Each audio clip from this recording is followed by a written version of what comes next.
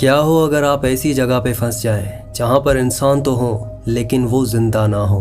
Movie की starting में हमें मार्कस नाम के एक आदमी को दिखाया जाता है जो कि एक कामयाब और एक अमीर आदमी होता है। एक दिन तांगाकारी यानी मार्कस अपने घर से भाग आया था और उस दिन के बाद से इसने कभी पीछे मुड़कर नहीं देखा। इसी वजह से ये आज एक अच्छी जिंदगी गुजार रहा है। इसकी फैमिली भी होती है और ये शादीशुदा होता है। इसकी वाइफ व्योरा के साथ इसके 2 बच्चे भी हैं, टाई और सैम। इसका बचपन काफी खराब था और उसे कभी कुछ भी नहीं मिला, इसीलिए ये अपने बच्चों की हर ख्वाहिश पूरी करता है और इन्हें जरा भी नहीं डांटता, जिस वजह से व्योरा काफी गुस्सा भी हो जाती है। लेकिन अपने बच्चों को डरा धमका कर ये अपने डैड की तरह नहीं बनना चाहते। इसके बच्चों के पास पूरी आजादी होती है, चाहे वो कुछ भी खरीदें इन्हें कोई कुछ नहीं कहता, क्योंकि इनके पास इनके फादर की सपोर्ट होती है और वो नहीं चाहता कि मेरे बच्चे किसी चीज से दुखी हों। अगले सीन हमें दिखाया जाता है कि व्योरा एक रूम में फंस जाती है क्योंकि दरवाजे का लॉक अटक जाता है। तब मार्कस एक पेन का यूज करके उस दरवाजे को खोल देता है। दरअसल मार्कस लॉक पिकिंग की टेक्निक जानता है और ये सीन हमें क्यों दिखाया गया है ये आपको आगे कहानी में पता चलेगा। इसके बाद मार्कस अपनी ऑफिस में बैठा होता है,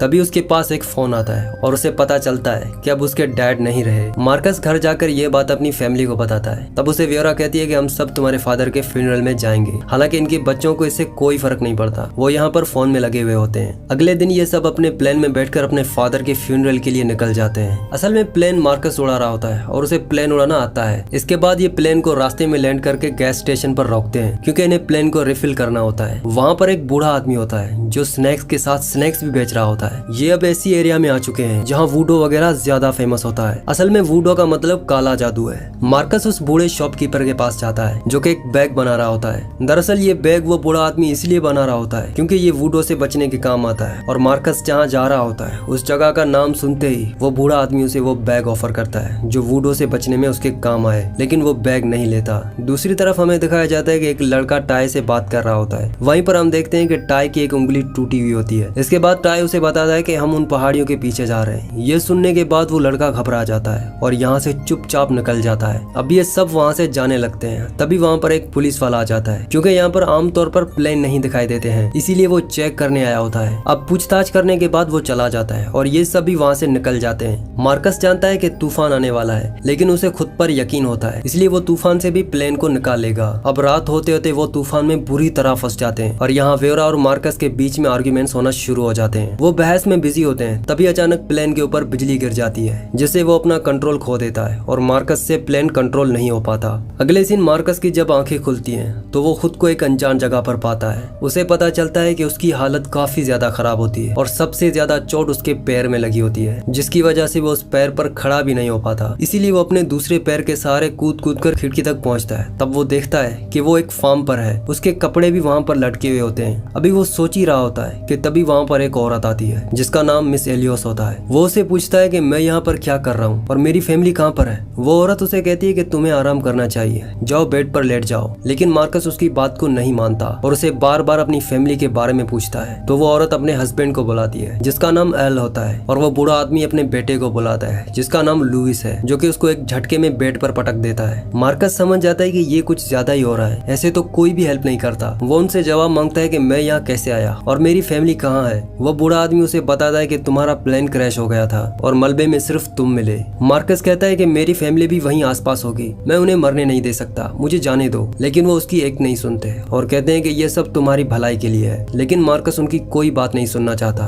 तब वो औरत अपने जेब से 2 डब्बियां निकालती है, एक लाल और एक काली। इन दोनों डब्बियों में उसका बनाया हुआ खास पाउडर होता है। वो लाल पाउडर उसके मुंह पर फेंकती है जिससे वो बेहोश हो जाता है और यहाँ पर हमें पता चलता है कि ये औरत काला जादू जानती है। अगले सीन हमें दिखाया जाता है कि थोड़ी मिट्टी और मार्कस की कुछ चीजों से वो एक डॉल बनाती है जिस पर वो बूढ़ा आदमी थूकता है और इनका जो बेटा है जिसका नाम लुइस है वो 3 कब्रें खोदने में लगा हुआ होता है। दूसरी तरफ मार्कस को थोड़ी देर बाद होश आता है। यहाँ मार्कस उस औरत को फंसाने की कोशिश करता है और वो उसे पैसों के लालच देता है, लेकिन वो औरत उसे कहती है कि जब मेरे जितना जियोगे तब तुम्हें पता लगेगा कि पैसे सब कुछ नहीं होते। तब मार्कस उसे कहता है कि मुझे अपना टेलीफोन यूज करने दो, मैं फोन करके खुद ही एम्बुलेंस बुला लूंगा। लेकिन वो औरत कहती है कि मेरे पास टेलीफोन है ही नहीं और यहाँ पर दूर दूर तक कोई हॉस्पिटल भी नहीं है। अगर तुम्हें ठीक होना है तो यहाँ पर रहना होगा और जैसा मैं कहती हूँ वैसा ही करना होगा। तभी वो मार्कस को एक डॉल दिखाती है जिसका वो एक नाम लेती है, बुक्टी, मतलब कि वूडू डॉल। असल में डॉल के साथ ये जो कुछ भी करेगी उसका सीधा असर मार्कस पर होगा, लेकिन ये उसको कुछ और ही बता रही होती है। ये उसको बताती है कि जितना सुधार इस डॉल में आएगा उतना ही सुधार तुम में आएगा। तब मार्कस देखता है कि उसका लाइसेंस भी उसके डॉल पर लगा होता है और मार्कस समझ जाता है कि ये उसके साथ जरूर कुछ गलत करना चाहती है। वो मार्कस को 2 डब्बियां दिखाती है और कहती है कि लाल वाली है बेहोश करने के लिए और काली वाली है वापस होश में लाने के लिए। वहीं पर मार्कस सोचता है कि वो गैस स्टेशन वाले बूढ़े आदमी से वो बैग ले लेता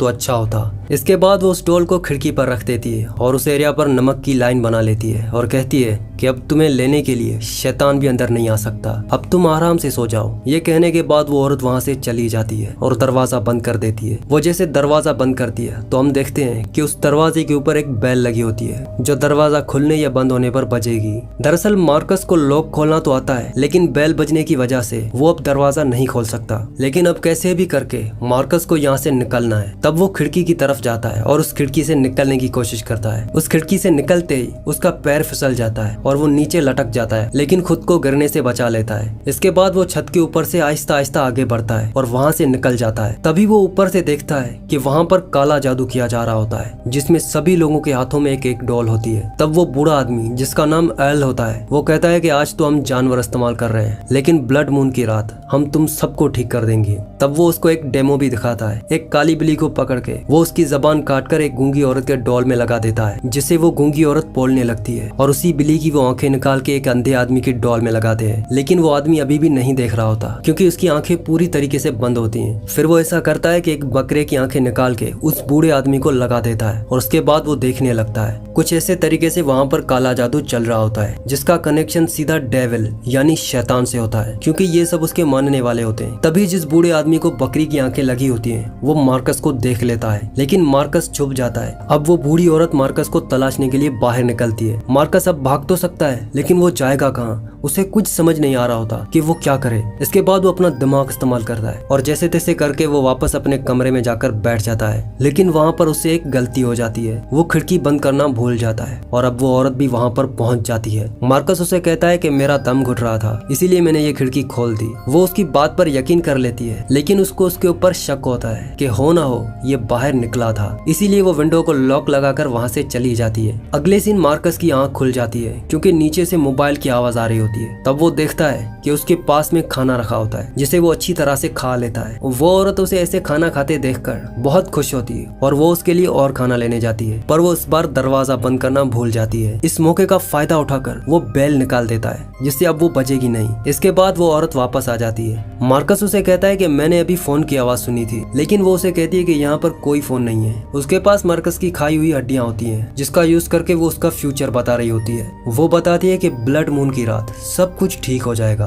तुम अपनी फैमिली को दोबारा देख पाओगे और वो रात भी आने वाली है। ये कहने के बाद वो औरत वहाँ से चली जाती है और उन हड्डियों को वहीं पर छोड़कर जाती है। मार्कस जब उन हड्डियों को जोड़ता है तब एक हाथ बनता है जो कि उसके बेटे टाई का होता है, मतलब कि ये जो खा रहा था वो उसका बेटा था। असल में जो मार्कस ने हड्डियां जोड़ी होती हैं उनमें से एक उंगली टेढ़ी होती है, जो कि हमने पिछले सीन में देखा था कि उसके बेटे की राइट हैंड की उंगली टूट चुकी थी, जिससे ये मार्कस को पता चल जाता है कि ये उसका बेटा था। ये सोचकर उसे वॉमिट हो जाती है और तभी उसके मुंह से एक स्किन का टुकड़ा निकलता है जिसके ऊपर टैटू होता है जो कि उसके बेटे का ही होता है। इसका मतलब कि यहाँ पर कुछ डरावना सीन हो रहा होता है और मार्कस को यहाँ पर कैद करने की वजह भी कुछ और ही है। मार्कस का दिमाग बिल्कुल काम नहीं कर रहा होता। तभी वो औरत दोबारा से वहाँ पर आ जाती है हड्डियों को लेने के लिए और वो ऐसे रिएक्ट करता है जैसे कुछ हुआ ही नहीं। उसके लिए ये सब करना बहुत मुश्किल होता है। अब वो कुछ भी समझ नहीं पा रहा होता कि उसकी वाइफ और बेटी जिंदा है या इन लोगों ने उन्हें भी मारकर खा लिया। लेकिन इन सब बातों का जवाब उसको तब मिलेगा जब वो यहाँ से निकलेगा। अब मार्कस उस घंटी से लॉक खोलकर नीचे चला जाता है। तभी वो बूढ़ा आदमी आ जाता है। तब मार्कस जल्दी से खुद को छुपा लेता है। वहाँ से तो जैसे तैसे करके निकल जाता है, लेकिन किचन में वो औरत भी खड़ी होती है और अब गेट के इतना पास होकर भी